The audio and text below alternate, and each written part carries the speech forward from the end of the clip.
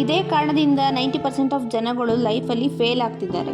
ಜನಗಳ ಹತ್ರ ತುಂಬ ಒಳ್ಳೊಳ್ಳೆ ಐಡಿಯಾಸ್ ಇದ್ದಾವೆ, ಪ್ಲಾನಿಂಗೂ ಮಾಡ್ತಾರೆ, ಆದರೆ ಎಕ್ಸಿಕ್ಯೂಟ್ ಮಾಡಲ್ಲ, ಆ್ಯಕ್ಷನ್ಸ್ ತಗೊಳ್ಳೋದಿಲ್ಲ. ನಿಮ್ಮ ಹತ್ರ ಎಂಥ ಒಳ್ಳೆ ಐಡಿಯಾಸೇ ಇದ್ರೂ ಅದನ್ನು ಎಕ್ಸಿಕ್ಯೂಟ್ ಮಾಡಲಿಲ್ಲ ಅಂದರೆ ಅದು ವೇಸ್ಟೇ.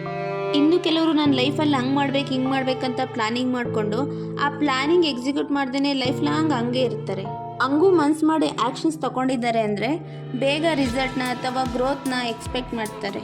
ಸಪೋಸ್ ಏನಾದರೂ ಅವ್ರು ಅಂದ್ಕೊಂಡಿದ್ದ ಟೈಮಿಗೆ ಅವ್ರು ಅಂದ್ಕೊಂಡಿದ್ದ ರೇಂಜಿಗೆ ಗ್ರೋತ್ ಆಗಲಿಲ್ಲ ಅಂದರೆ ಗಿವ್ ಅಪ್ ಮಾಡ್ತಾರೆ.